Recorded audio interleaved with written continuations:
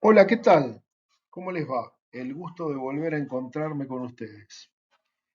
Vamos a dar comienzo a una serie de módulos, de charlas, de exposiciones que tienen que ver con uno de los temas que para mí significa un gran aporte a la cadena de inocuidad alimentaria y a la seguridad alimentaria en su conjunto, porque es un entramado muy difícil a veces de desenrollar y de podernos dar cuenta hasta dónde están presentes tanto el fraude alimentario como la defensa de los alimentos, porque tiene que ver con los hechos delictivos, tiene que ver con cuestiones que se dan fuera de todo pensamiento eh, crítico y lógico que tiene que ver con la inocuidad de los alimentos y que por ende transforma ese producto alimenticio en un arma que puede llegar a tener consecuencias hasta fatales dependiendo la persona que consuma ese alimento contaminado, ese alimento fraudulento, etcétera. Les agradecemos desde ya la confianza que siempre nos disponen, que nos dispensan, perdón, y le pedimos que nos acompañen. Muchas gracias.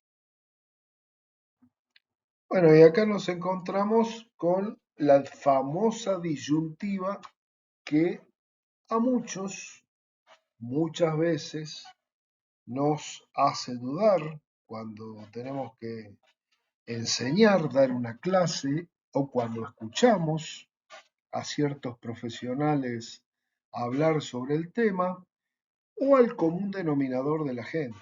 Es decir, ¿qué es entender la calidad de un producto y a la vez qué significa la inocuidad de ese producto, hablando siempre de un alimento? Bueno, lo que podemos entender y definir como calidad, que un producto es de calidad o tiene una calidad excelente, es cuando hay, por un lado, eficiencia para la realización o la manufactura de esa materia prima para transformarlo en alimento y a la vez, concurrentemente, tenemos una satisfacción por parte del consumidor.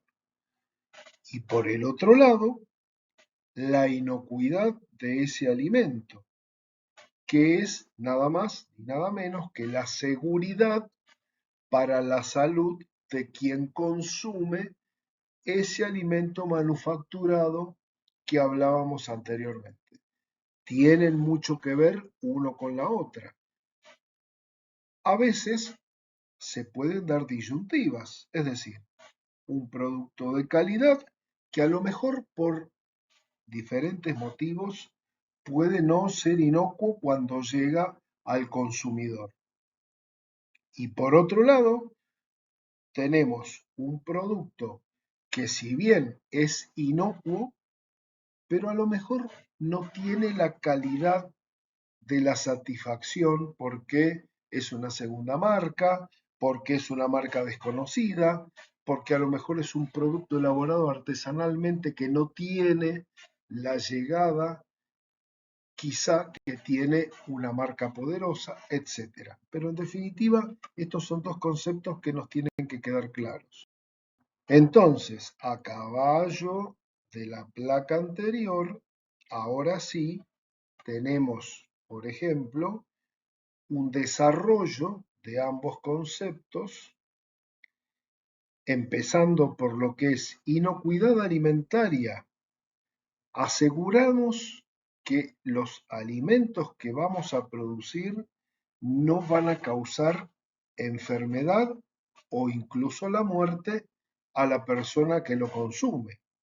Eso significaría un alimento inocuo, que si vemos acá en la pantalla, encontramos que dentro de esa cadena interna para llegar a un alimento inocuo, vamos a encontrar una serie de problemas que vamos a tener que enfrentar, potenciales o no. Dentro tenemos los peligros físicos, los químicos, los biológicos, los radioactivos, problemas legales, plagas, el fraude comercial, de lo cual vamos a hablar más adelante, los alérgenos y el etiquetado.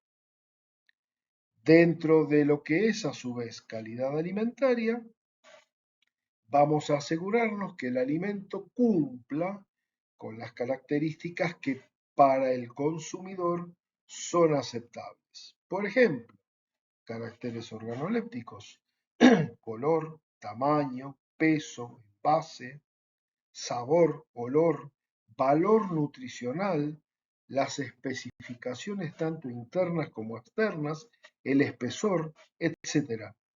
Como ven, son dos caras de una misma moneda que tienen que ver justamente con un producto de calidad y con un producto inocuo. Ahora bien, por supuesto que, como dijimos, todo lo que tiene que ver con la seguridad alimentaria se va entrelazando, los conceptos no están solitarios eh, y los define cada planta procesadora de alimentos o cada productor que tiene su materia prima o cada industria manufacturera, etcétera, sino que todo se va entrelazando para conformar la famosa cadena de inocuidad y seguridad de los alimentos. Entonces, por un lado, quien tiene una responsabilidad de gobierno dentro de un país, de una provincia, de un estado, de una población, ciudad, pueblo, etcétera, una comuna, debe tener justamente esa característica de garantizar la inocuidad de los alimentos. Debe velar porque los alimentos, con un control como corresponde oficial, debe llegar al consumidor de una manera segura y que sea inocuo. Ahora, los productores de materia prima, a su vez, tienen que adoptar las famosas buenas prácticas de manufactura en la producción primaria, secundaria de el producto alimenticio en cuestión.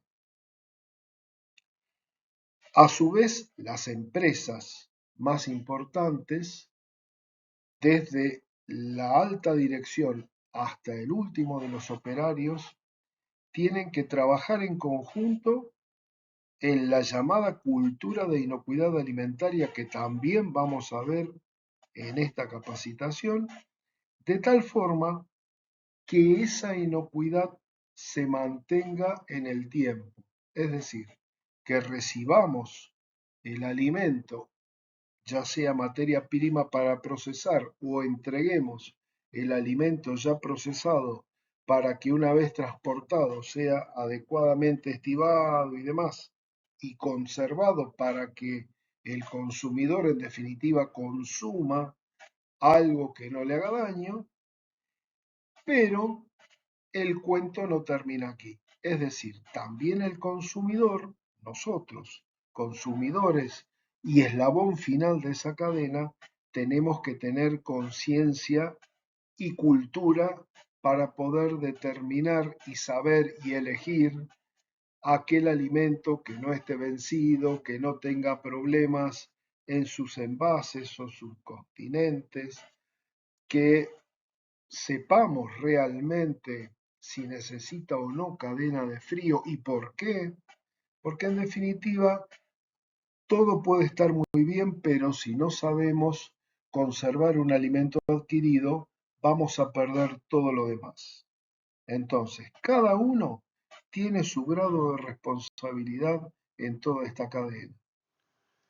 Bueno, y por supuesto tenemos que hacer dos separaciones, si bien estos temas muchas veces lo van a ver ustedes que se dan por separado, aquí tratamos de ponerlos dentro de la misma capacitación, ya que tienen una concatenación de, de principios, de conceptos, eh, y por ende hay que hacer una definición de cada uno, como, como ustedes podrán ver en toda la literatura. Por un lado, el fraude alimentario, como dijimos, es un término que es colectivo, que va a abarcar el hecho de sustituir intencionalmente alguna materia prima, algún alimento, o hacer adición, manipulación o tergiversación de, de ese alimento, de esas materias primas, ya sea para humanos o para animales. También puede ser fraude en los envases, en los etiquetados, en la información, en las declaraciones que pueden ser falsificadas o engañosas, con el fin de obtener un beneficio económico que en definitiva podría afectar tanto a la salud como a la vida del potencial consumidor. Y a su vez la defensa alimentaria, en diferenciación del anterior, la motivación deja de ser ya económica para pasar a ser una intención franca de causar un daño al consumidor o a las empresas desde un punto de vista que puede ser ideológico o de comportamiento, etc. El daño obviamente tiene que ver con la parte económica en general, en la salud pública en general, y por lo general también se vincula a actos terroristas.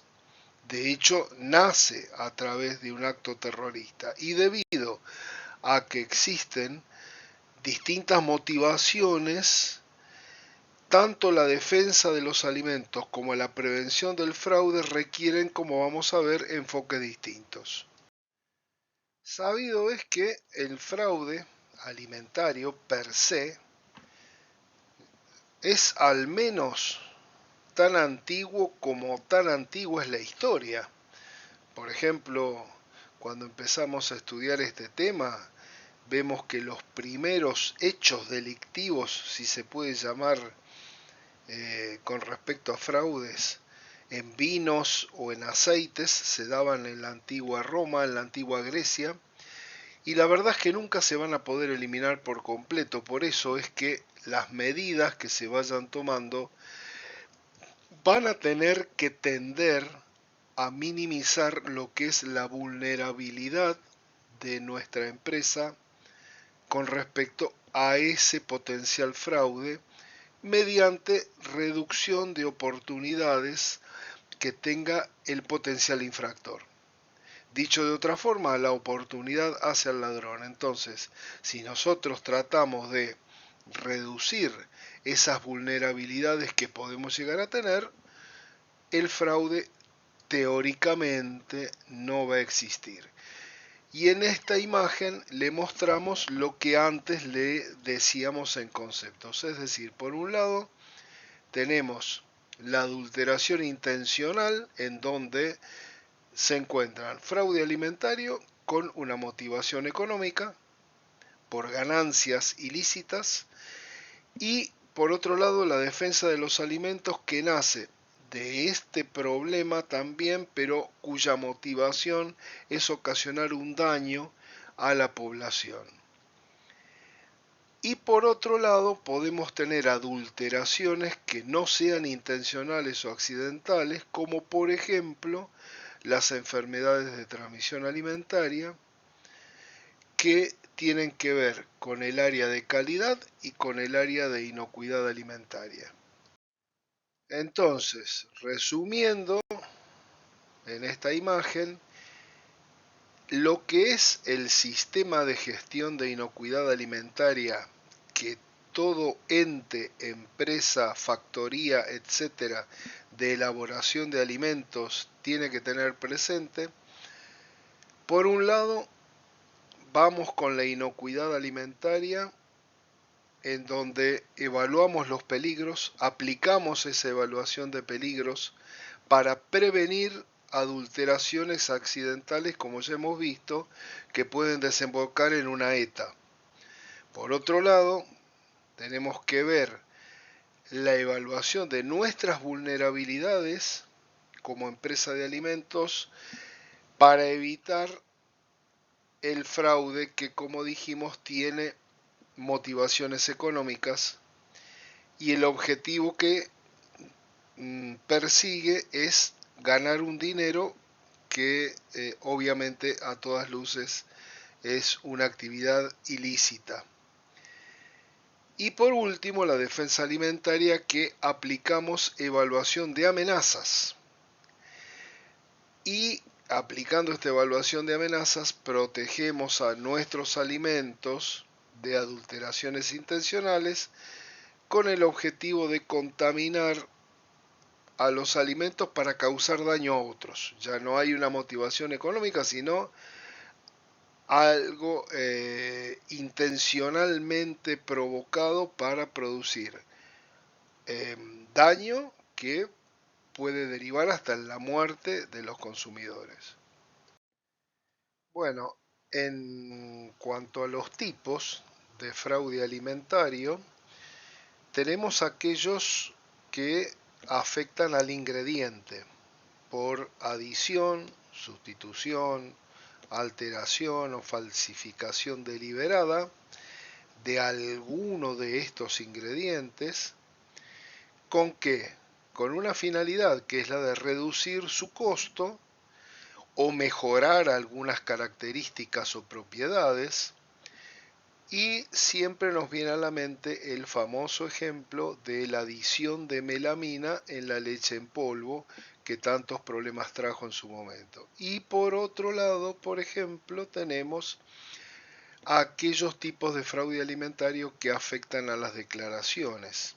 Como vimos, pueden ser declaraciones falsas, engañosas, de los ingredientes, de los procesos o de las características o beneficios que puede tener tal o cual producto.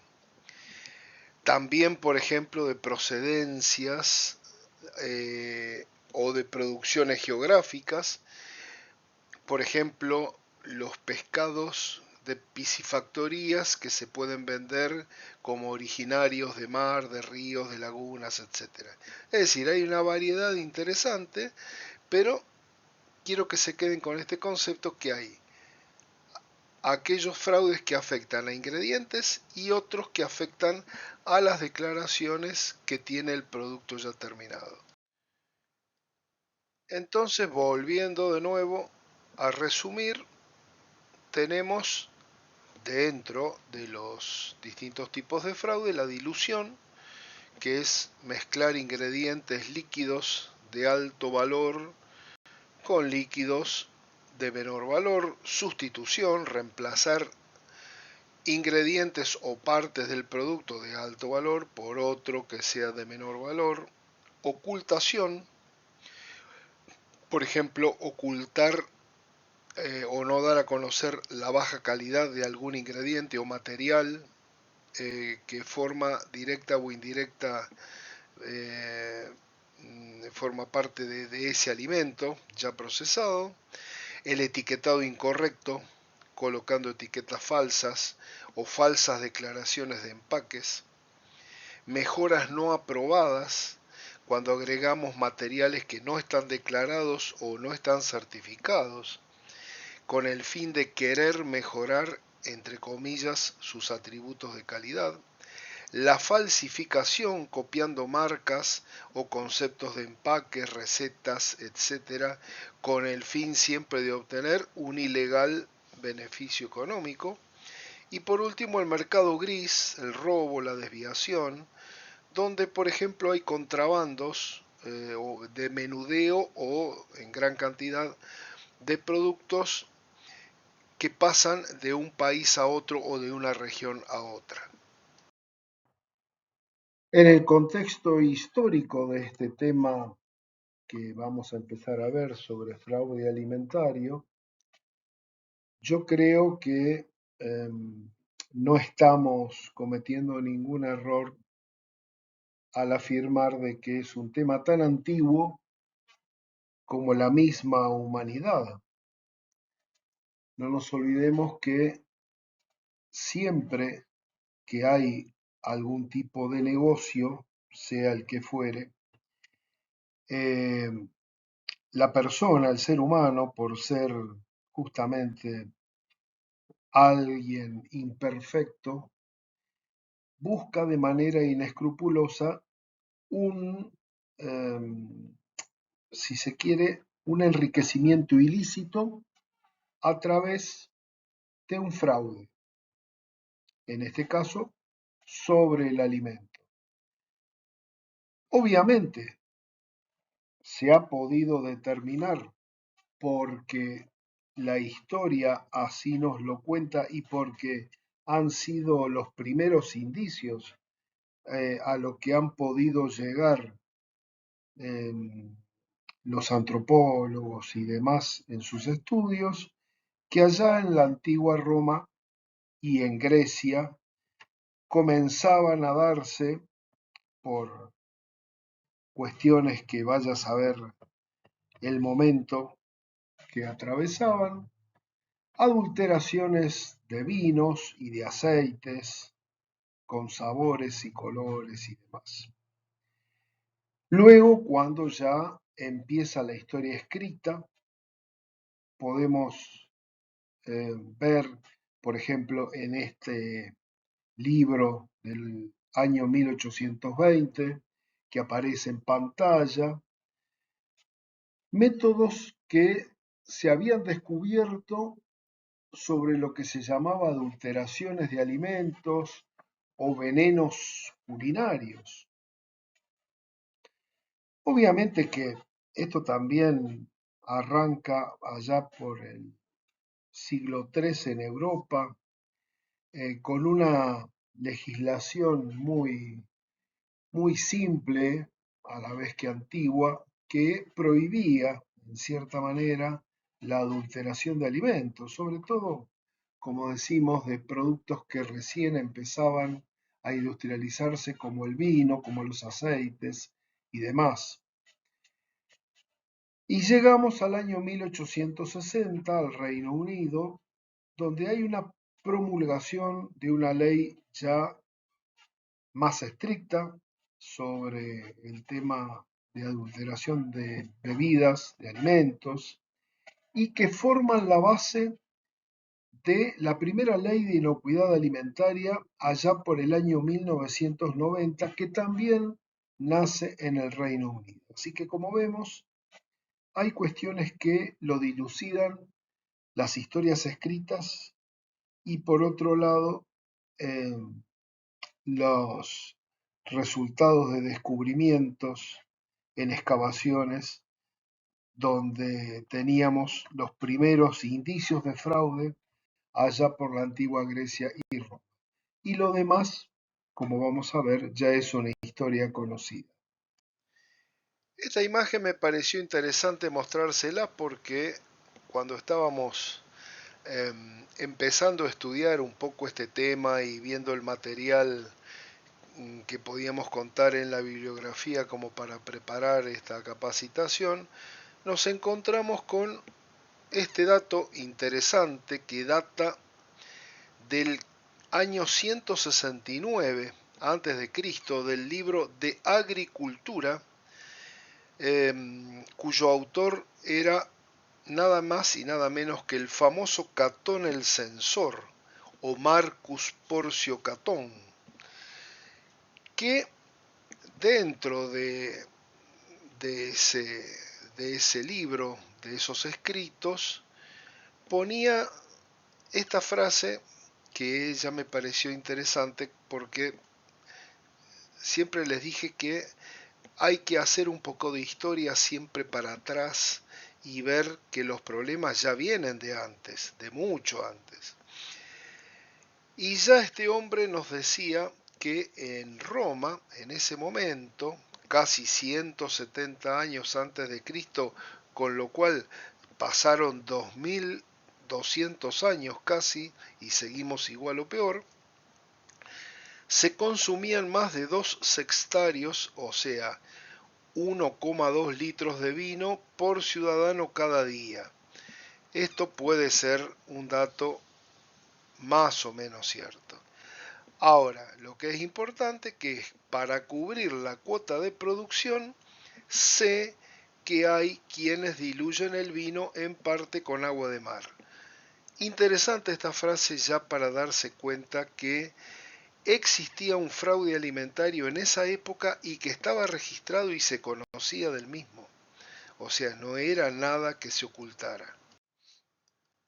Después ya pasamos al año 1820 en la publicación que da a conocer este señor, Frederick Acum, que reconoce o es la primera persona en reconocer la naturaleza y a la extensión de la adulteración intencional de los alimentos. En su tratado de adulteración de alimentos y venenos culinarios, decía que el hombre que roba unos chelines en un camino es sentenciado a muerte, pero quien distribuye un veneno de efecto crónico a una comunidad completa escapa del castigo. Como les dije, ya se conocía desde la antigüedad cómo era el fraude en los alimentos, de qué manera se producía y era muy difícil tratar de encontrar a la persona que producía ese fraude y capturarlo en el momento en que producía ese dolo, ese delito. O sea, como decimos en la jerga común, agarrarlo con las manos en la masa y decirle, mire, usted está acusado por tal y tal motivo y lo hemos sorprendido realizándolo. Bueno, era muy difícil dar con esas personas fraudulentas que podían causar muerte con todos los problemas que yo acá decía en la sociedad de ese momento y en la de hoy también. Bueno, ¿y qué pasa en el presente actual? En nuestro pueblo, en nuestra ciudad, en nuestra región, provincia, estado, en nuestro país, en el mundo desarrollado, en el mundo que está en desarrollo. ¿Qué es lo que está ocurriendo? Bueno, sabemos que hay sistemas de gestión de inocuidad alimentaria que justamente se han conformado para que tradicionalmente enfoquen su inspección, su modo de actuar, su modus operandi en contaminaciones no intencionales de ingredientes, con contaminantes generalmente conocidos. Eh, por ejemplo, para prevenir, como ya vimos, enfermedades de transmisión alimentaria. Pero sabemos, volvemos a repetir, que el fraude alimentario es un acto que no es intencional, sino que se perpetra intencionalmente con el fin de ganar económicamente algo ilegal. Es decir, buscan una ganancia económica que no es legal. Ya hemos visto que se puede dar en ingredientes o productos terminados que por lo general evaden prácticas de aseguramiento de calidad y la persona que produce el fraude sabe qué sustancia agregó o qué alimento manipuló.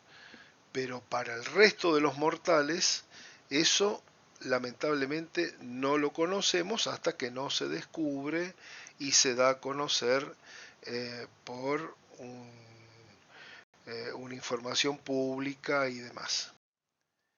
Entonces, a caballo de lo que anteriormente exponíamos, los controles de inocuidad alimentaria entonces se van a basar en evaluaciones probabilísticas de que ese peligro no intencional alcancen el alimento.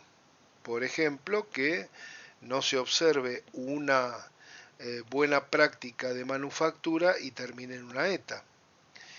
En cambio, el fraude alimentario, como son procesos no convencionales, no son anticipables, sino que son determinísticos, es decir, los vemos ya una vez hecho, el facto realizado es lo que nos demuestra a nosotros que ha habido un fraude. No estamos anticipándolo, sino ya estamos viendo cuando la casa ha sido robada y tenemos que poner un candado. Entonces, los sistemas de gestión de inocuidad alimentaria no pueden actuar en este caso sobre el fraude, porque no se conoce. ¿Y qué es determinístico? Bueno, esto se refiere a sistemas, fenómenos o experimentos cuyos resultados están completamente predeterminados por sus condiciones iniciales y leyes específicas sin intervención del azar. Es decir, que se produzca o no una ETA puede ser azaroso, es decir, a lo mejor hay algún problema en esa cadena de inocuidad alimentaria, falla un eslabón y azarosamente tal alimento sale contaminado. Acá no, en el fraude la persona que va a cometer el fraude sabe el día, el momento, el lugar y la hora en que va a producir ese hecho delictivo. Entonces, no se puede predecir y entonces ya deja de ser probabilístico como habíamos dicho. Otra frase que conviene tener presente porque estamos tratando de pensar como los criminales, porque así la literatura nos habla cuando habla de fraude alimentario y defensa alimentaria, hay que tratar de meterse en la mente criminal para dilucidar qué hacen y por qué lo hacen. Bueno, esta frase de Andy Morling, que es un británico que trabaja en la Agencia Nacional del Crimen, sobre todo en la sección de alimentación en Gran Bretaña, expresaba que cuando hay dinero hay crimen y cuando hay mucho dinero hay un gran crimen. Para pasarlo a los alimentos, que es el área que maneja este hombre, hay que ver también por qué se producen los grandes fraudes alimentarios, qué beneficio se obtiene con ello y qué entorno nosotros encontramos para que se produzca, como vamos a ver más adelante, una vulnerabilidad, una amenaza real por cuestiones geopolíticas, por cuestiones de política de la empresa, por disconformidad de algún empleado, etcétera, etcétera. Eso ya lo vamos a ir desgranando a medida que vamos avanzando. Pero quédense con estos conceptos como para ir forjando ustedes sus propios conceptos con respecto a estos temas. En este cuadro podemos observar en nuestra era moderna, por lo menos de lo que se ha publicado oficialmente, porque esto, por supuesto, como vamos a ver luego, cuando se da a conocer algo de esta magnitud, debe estar oficializado por el servicio de salud correspondiente de cada país. En el año 1985 en Estados Unidos aparece un jugo de naranja no azucarado, dietético, light, como le quieran llamar, que se adicionaba con jarabe de azúcar. Es decir, se adulteraba de alguna forma con jarabe de azúcar para darle algún tinte menos sintético. Para ese año ya era un problema. En la Unión Europea, hacia el año 2003, el chile en polvo se adulteraba con colorantes del tipo Sudán 1 que procedían de la India y que a su vez se usaban como salsas y como ingredientes para ciertas salsas como la Worcestershire, que es una salsa muy famosa que se utiliza en la Unión Europea. Bueno, se adulteraba justamente con colorantes en lugar de usar las materias primas de calidad. Hacia el 2008, en China, aparece un caso muy resonante, que también después lo vamos a ver, que se adicionaba melanina en polvo a la leche en polvo y que le daba aparentemente un aumento de valor de la proteína. Y con esto ocasionaban a su vez intoxicaciones, muchas de ellas graves, que tuvieron una repercusión mundial. Volviendo al Reino Unido, en el año 2011 aparecen imitaciones de vinos de marcas conocidas, por supuesto de calidad premium. En el 2013 en Irlanda tenemos carne vacuna, carne de res, que se sustituía por carne de caballo, y esto causa un impacto muy importante dentro de toda la Unión Europea, porque no nos olvidemos que Irlanda pertenece a lo que era antiguamente el mercado común europeo, hoy Unión Europea, y por supuesto que este alimento fraudulento circuló por toda la Unión.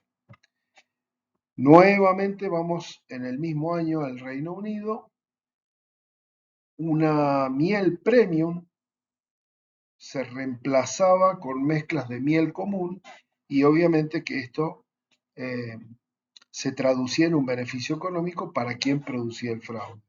Y finalmente, nuevamente en China, en el año 2014, se localizaron y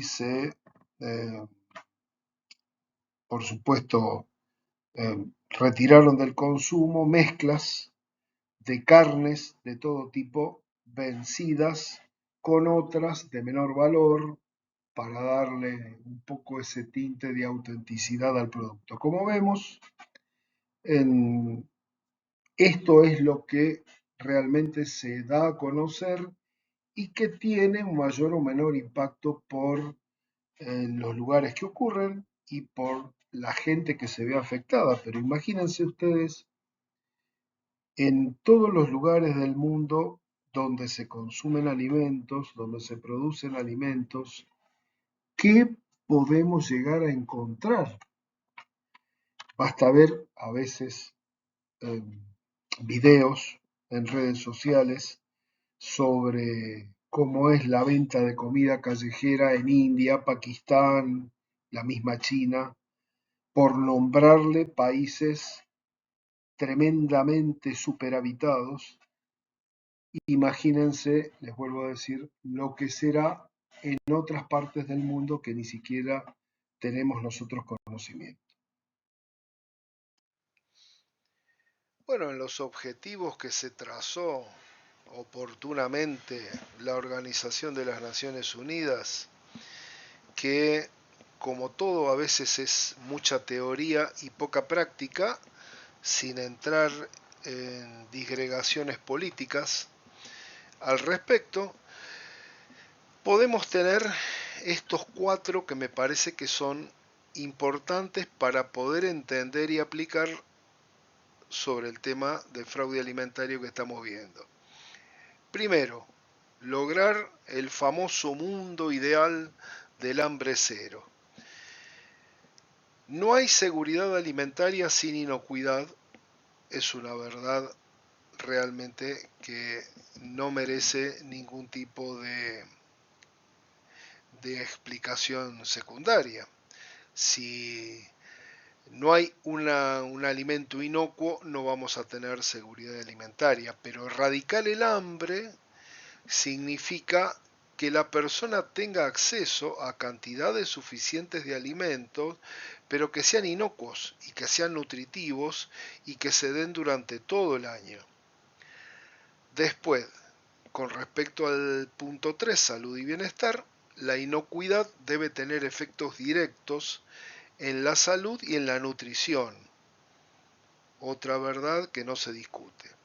Las enfermedades que se transmiten por los alimentos se pueden evitar Siempre me gusta aclarar que si nosotros respetáramos en todo momento y lugar las buenas prácticas de manufactura de toda la cadena de inocuidad alimentaria, no estaríamos hablando de las enfermedades de transmisión alimentaria.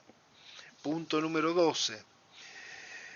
Producción responsable y consumo responsable. Cuando los países fortalecen la capacidad científica, tecnológica y regulatoria para garantizar que la producción de los alimentos en esos países sean inocuos a lo largo de toda esa cadena, se fomentan modalidades de consumo y producción más sustentables. Esto es así, pero lamentablemente intervienen otros factores, como vamos a ver, que hacen que no sea tan así. Y el último punto, las alianzas para lograr objetivos. Sabemos que tenemos un mundo globalizado, sabemos que hay una exigencia de cooperación internacional de todos los sectores, gubernamentales, industrias, productores y consumidores, que tratan de garantizar que los alimentos sean inocuos en todo tiempo y lugar, ya sea importaciones, exportaciones, producciones y demás. Por supuesto que en este tema, como ya vimos desde el comienzo, hay aspectos jurídicos que van a determinar este llamado fraude alimentario. Primero está la intencionalidad. Hay una intención franca de producir el acto doloso, sumado al engaño y sumado a esa ventaja indebida como ser una vulnerabilidad manifiesta. Esto ya en el 2020 la FAO lo hacía notar que el tema venía por estas vías. Y siempre y en todo lugar el fraude va a afectar a la calidad esencial de un alimento, pudiendo convertir a ese alimento en algo no inocuo. Mucho cuidado con esto. Por ejemplo, lo más común de ver es la, eh, el cambio de aceite de oliva por aceite de avellana, por ejemplo, cuando está relacionado directamente por el producto, puede afectar la salud, como dijimos, y la inocuidad, como el famoso caso de melamina en leche en polvo, etcétera. Pero lo importante es entender estos elementos, como dijimos, la intencionalidad por un lado, el engaño por el otro, la ventaja que nos puede dar la vulnerabilidad de nuestra industria, constituyen seguramente el terreno próspero para que pueda desarrollarse el fraude alimentario. Bueno, avanzando con el tema, también podemos preguntarnos, bueno, ¿y quién comete fraude alimentario? ¿Quién es la persona capaz de eh, tener tamaña irresponsabilidad? Pueden ser actores individuales, compradores, comerciantes, los mismos propietarios de empresas, sin escrúpulos, obviamente. Puede ser la delincuencia o el crimen organizado. Eh, y tener en cuenta que todas las cadenas de producción de alimentos de larga duración y de gran valor, por ejemplo las especias como vemos aquí en esta imagen, son las que están particularmente vulnerables a ser víctimas de fraudes alimentarios. Cuando se reemplazan, cuando buscan de venderse a un gran valor con sustancias que son de escaso valor nutricional y que pueden terminar con la vida de una persona o causarle un gran problema a su salud. Entonces, segunda pregunta, ¿cuáles son los efectos del fraude alimentario? Muchos, desde prácticamente imperceptibles a muy graves como la muerte. Es un problema de calidad del producto, con consecuencias para la inocuidad. Punto número 1. Como dijimos, nos vuelve a mostrar la imagen, alto riesgo de adulteración que tiene el aceite de oliva virgen extra sobre todo. En segundo lugar, hay que entender que el fraude alimentario vulnera y erosiona la confianza de un consumidor, por ejemplo, nosotros consumidores que vemos que tal marca recae en forma eventual o sostenida en el tiempo con distintos fraudes en sus productos, bueno, eso va a vulnerar nuestra confianza en esa marca en especial y vamos a dejar de consumir esos productos. También es un problema para lo que es protección al consumidor, la información que se tiene que dar a conocer, etcétera. Eso nos da a nosotros una idea de que hay déficit marcado en la gestión de inocuidad alimentaria, que a veces son producidos eh, en esta especie de red criminal que se va formando para que quien está encargado de la seguridad en una planta a lo mejor deje la puerta abierta para que pueda entrar la persona que produzca el fraude. Es decir, todo está concatenado. Y obviamente para la empresa le erosiona los márgenes de beneficio, porque como dijimos, para la empresa es de muy mala publicidad de que se descubra un fraude o que haya algún problema de este tipo en sus alimentos. Bueno, y entonces, ¿cómo combatimos el fraude alimentario? Algunas medidas son trabajar con proveedores que sean certificados en seguridad alimentaria. Hay normas de certificación a nivel global como IFS, BRC, la FSC 22000, que ya las vamos a ver en particular. Luego vemos también cómo realizamos auditorías internas a los proveedores y por qué. Porque una persona puede ser buena, pero si ustedes la controlan va a ser mejor. Realizar análisis de los productos para determinar fraudes, sobre todo proveedores de materias primas. Supervisar procesos que sean subcontratados, por ejemplo, dentro de las cadenas de suministro, como también vamos a ver, etcétera. Para nuestro país, la República Argentina, el Código Alimentario Argentino en su capítulo 1, artículo 6, nos da dos definiciones que son también importantes a tener en cuenta. ¿Cuáles son? Alimento adulterado y alimento falsificado. El adulterado es el que ha sido privado en forma parcial y total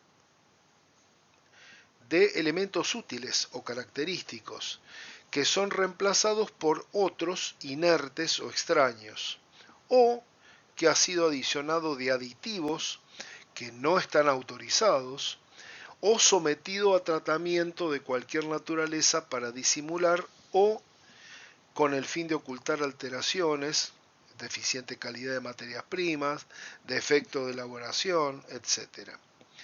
Y después, el alimento falsificado es el que tiene una apariencia y característica general de un producto legítimo, que puede estar protegido o no por una marca registrada, y que se denomina como este, sin serlo, o que no proceda de verdaderos fabricantes o zonas de producción conocida o declarada.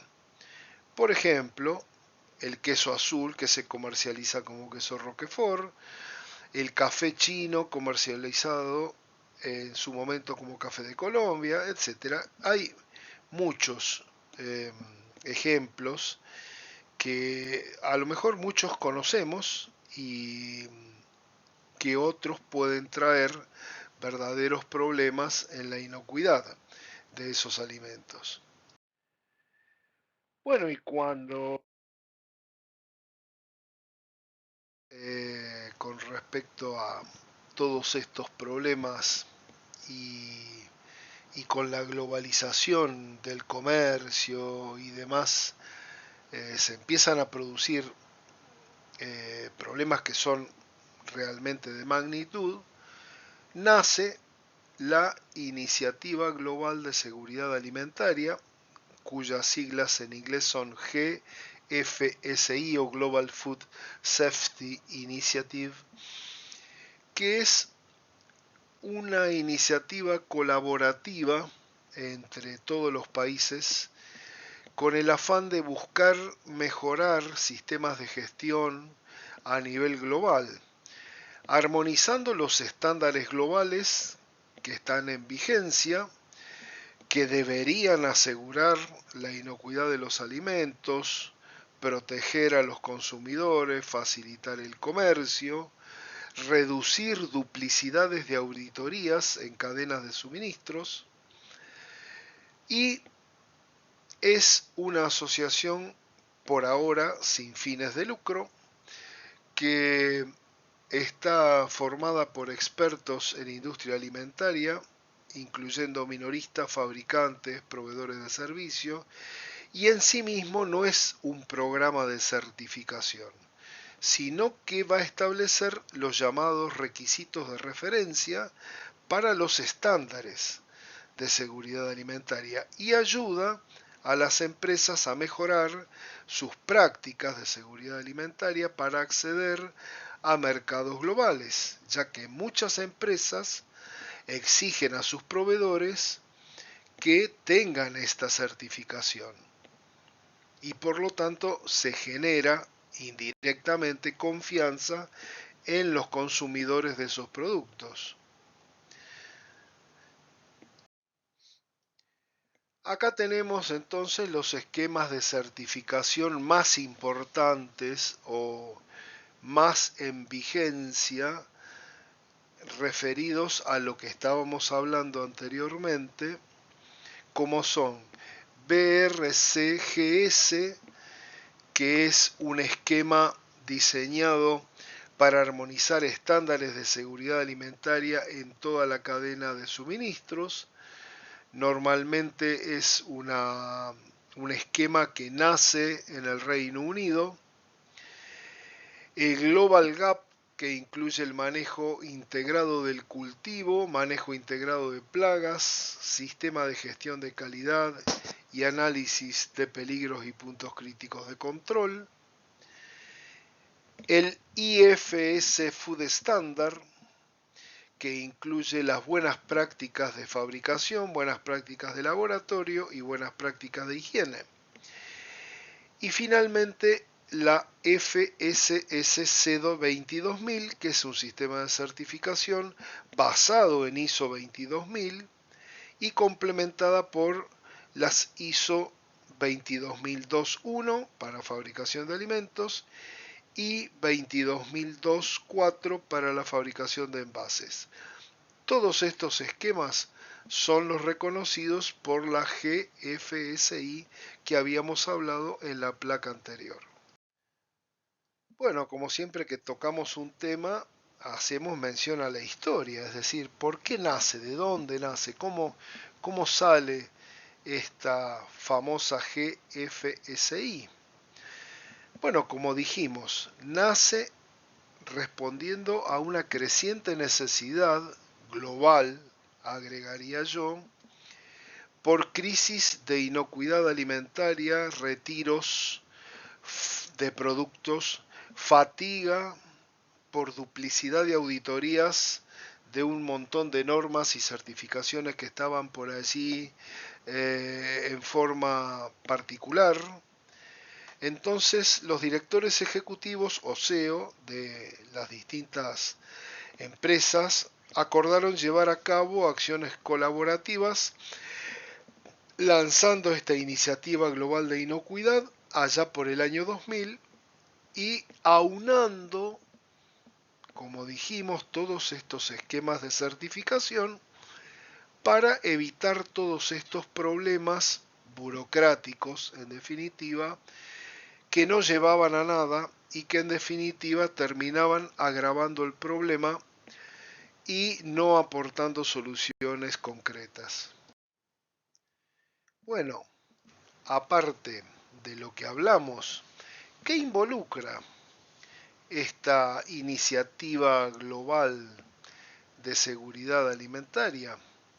Bueno, hay un foro que se constituye en forma permanente eh, y trata de aunar propietarios de los programas de certificación, procesadores, proveedores varios, proveedores de servicio, órganos de certificación, gobiernos, academias, consumidores, servicios de alimento, organizaciones internacionales, es decir, que todos hablen el mismo idioma con referencia a un tema en especial como es el de la seguridad, el de la inocuidad de los alimentos. Es decir, no son formadores de normas de certificación, como dijimos, sino que dan fundamentos, lineamientos generales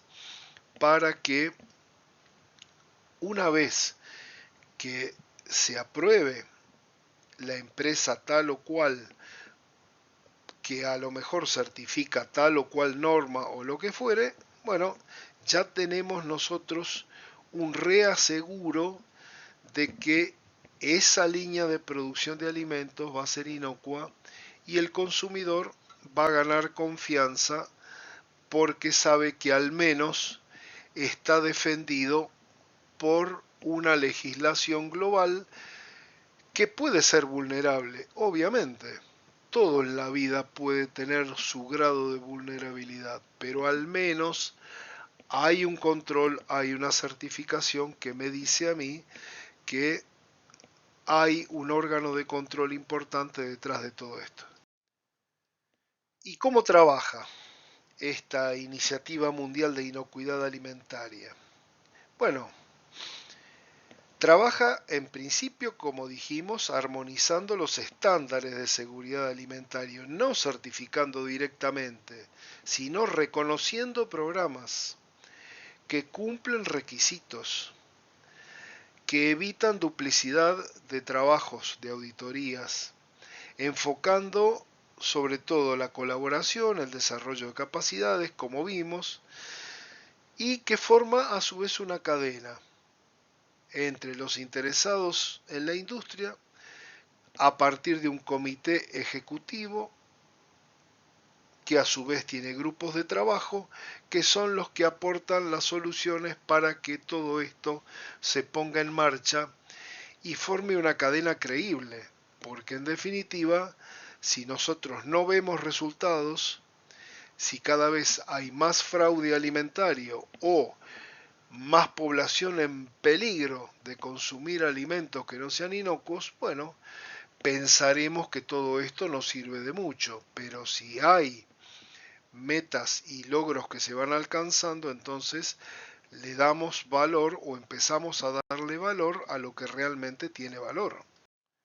Bueno, acá les mostramos los grupos locales que se han ido formando a través de los años. Eh, volvemos a recordar que esta iniciativa global nace allá por el año 2000 y se van formando grupos locales de trabajo que vemos que los primeros que se formalizan son los de Japón en 2012, en 2013 se forma el grupo de China, de México, de Canadá,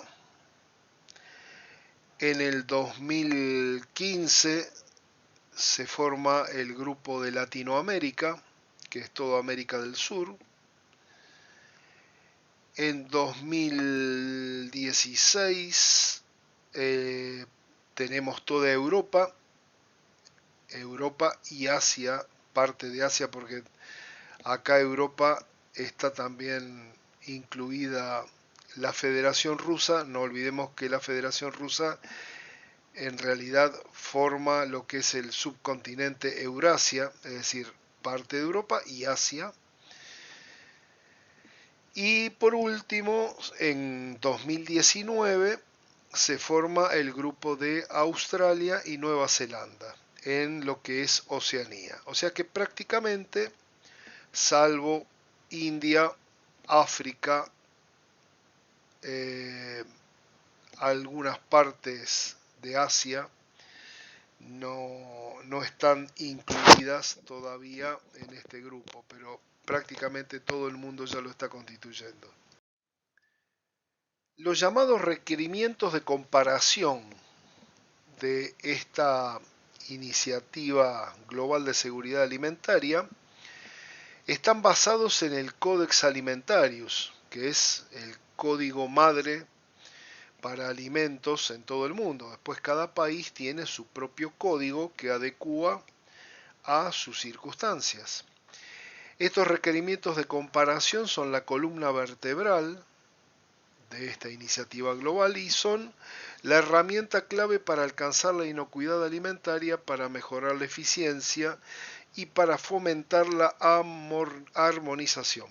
No tiene una versión propia la GFSI, o sea, no es como una norma o un estándar de certificación que tiene versiones de acuerdo a los años donde van siendo publicados, sino que, como dijimos, reconoce y evalúa esquemas de certificación, que ya los nombramos anteriormente, que cumplan con sus requisitos de evaluación comparativa o benchmarking, los cuales sí se van actualizando periódicamente. Por ejemplo, hay una versión 2020 que hicieron obligatorias las auditorías no anunciadas y se añadieron categorías.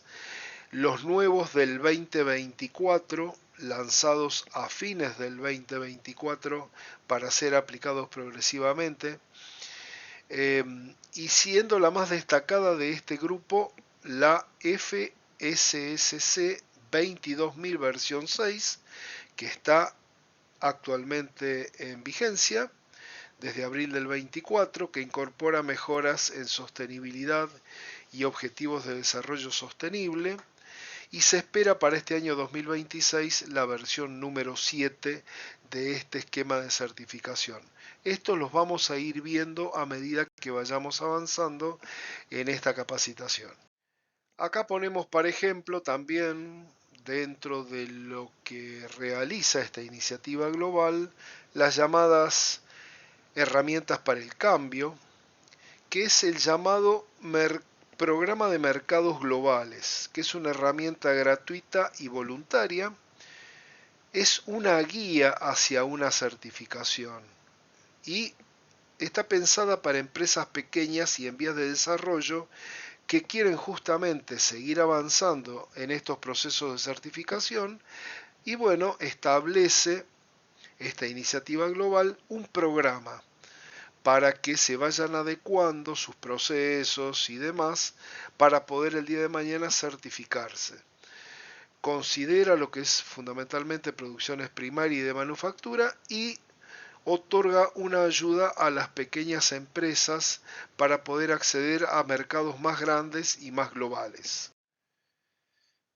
Otra cosa importante a analizar, porque tiene varias aristas esta iniciativa global, pero bueno, atendiendo al tiempo que tenemos para poder darles estos videos, nos conformamos con darle los puntos fundamentales y el resto ustedes los van a tener en los manuales de teoría que acompañan a cada módulo. Dentro de las herramientas para el cambio está la parte de auditoría, es decir, uno puede ser auditor reconocido por la GFSI. Pero para hacerlo no hay un único examen, sino que hay que aprobar distintos exámenes específicos de programas reconocidos por esas normas y esos estándares de calidad que habíamos visto anteriormente. Por ejemplo, temas que hablan sobre HACCP, cultura de inocuidad, técnicas de auditoría, etc. A menudo las pruebas son en línea, requisitos de experiencia, certificaciones que debe tener la persona de organismos oficiales. Entonces, es importante tener en cuenta que uno debe certificarse y ser auditor de estas distintas normas o esquemas de certificación para poder aplicar como auditor reconocido por la Iniciativa Global de Seguridad Alimentaria. Entonces, no es solamente un examen, sino que hay que tener una experiencia y una validez certificada por más de uno de estos esquemas. En esta imagen queremos mostrar algunas de las herramientas de evaluación de fraude alimentario, porque de acuerdo a la que tomemos va a tener un enfoque distinto. Por ejemplo, BRC va a estar enfocado sobre todo a materias primas. Después lo que es WSAFE o PwC, cualquiera de las dos, van a tener preguntas que van enfocando a evaluar oportunidades, motivaciones y controles en toda la cadena de suministros. Sobre todo, toma en cuenta fraudes como dilución, sustitución, etiquetado incorrecto, etc. Y solamente es una herramienta de diagnóstico. Por otro lado, la Premium Lab es un análisis de vulnerabilidad de materias primas y procesamiento. Incluye una sección de recomendaciones para establecer planes de medidas de control para proveedores y en proceso. La herramienta USP evalúa fraude en materias primas con 4 pasos. Los primeros 3 pasos se orientan a caracterizar vulnerabilidades, considerando factores que contribuyan a la ocurrencia y los posibles impactos que esto puede tener, y el último proporciona orientación sobre cómo usar el resultado para desarrollar estrategias de mitigación. Y por último, tenemos la PAS 096, que evalúa las amenazas y los puntos críticos de control. Bueno, y en estas últimas placas hemos querido darles el puntapié inicial de lo que es una herramienta de certificación como la BRCGS Food. Como dijimos, es un estándar global líder para garantías en lo que es cadena de suministros, fundamentalmente alimentos, empaques, almacenamiento y distribución, reconocida por la GFSI o la Global Food Safety Initiative, que nos proporciona un marco para que fabricantes y minoristas puedan demostrar cumplimiento, generando la confianza en el mercado y en definitiva protegiendo al consumidor mediante normas detalladas de análisis de puntos críticos de control, gestión de calidad, cultura de seguridad y controles de riesgo contra el fraude alimentario. Vamos a tratar en estas 4 o 5 plaquitas que faltan de darle los lineamientos generales de esta herramienta. Por un lado tenemos los requisitos fundamentales de esta versión 9, que es la última en vigencia. Por supuesto, muchos lo van a ver replicados en otras normas de certificación. Compromiso de la alta dirección o del equipo directivo con su mejora continua. El plan de seguridad alimentaria basado en HACCP, las auditorías internas, la gestión de proveedores de materias primas y envasado, las medidas correctivas y preventivas, la trazabilidad, la disposición de las instalaciones con el flujo de productos y la separación de zonas o zonificación higiénica, la limpieza e higiene, gestión de alérgenos o alergenos, control de operaciones, control de etiquetado y de envases, y formación en áreas de manipulación, preparación, proceso, envasado y almacenamiento.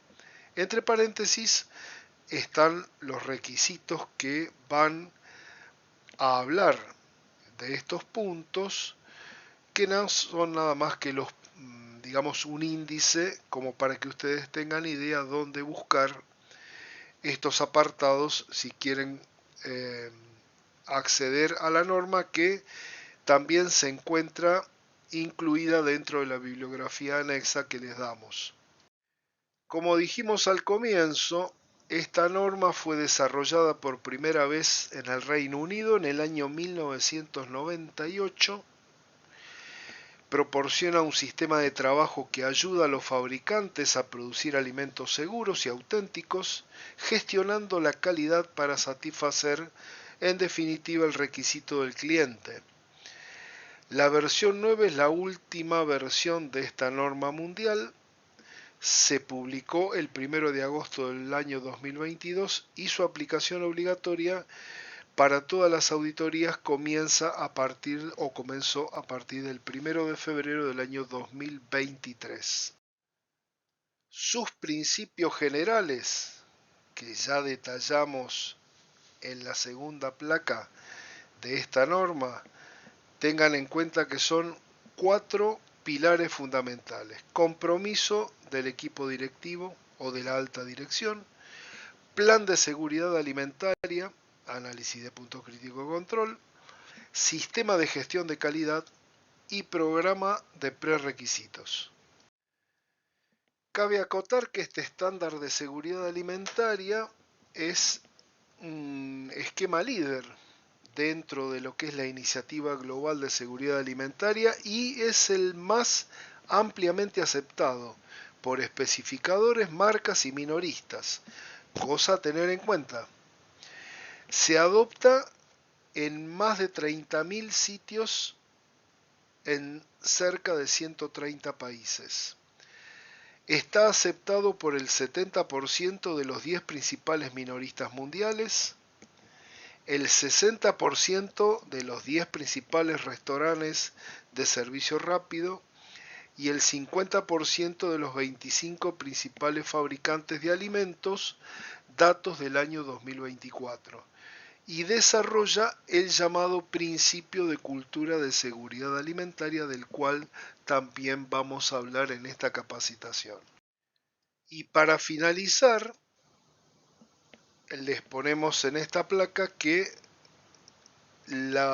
tanto sean los clientes como otras partes interesadas, ya sea proveedores, personal interno, etcétera, se benefician claramente implementando esta certificación. ¿En qué sentido? Primero, reduciendo el número de auditorías. Como dijimos, la iniciativa global tendía a aunar las auditorías para que no se duplicaran o se triplicaran. Entonces, la certificación de esta herramienta evitará auditorías de empresas, de distribución y de otros clientes que reconocen auditorías de certificación como evaluaciones de proveedores. Segundo, constituye una prueba del cumplimiento de la legislación en materia de seguridad alimentaria. Supone una diferencia competitiva. Y por último, asegura una mayor facilidad para comparar y para la transparencia a lo largo de toda la cadena de suministro. Cadena de suministro que luego vamos a analizar en forma particular.